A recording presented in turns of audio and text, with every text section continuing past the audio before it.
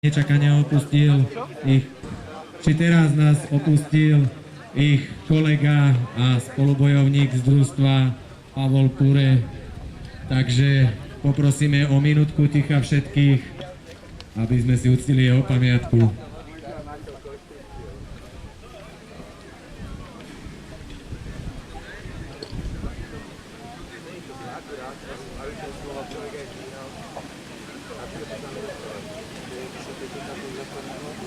Dobre chlapi, poďte na to, ukážte a uctite si tú pamiatku. Najlepšie by to bolo, keby ste boli vybojovali pre neho prvé miesto.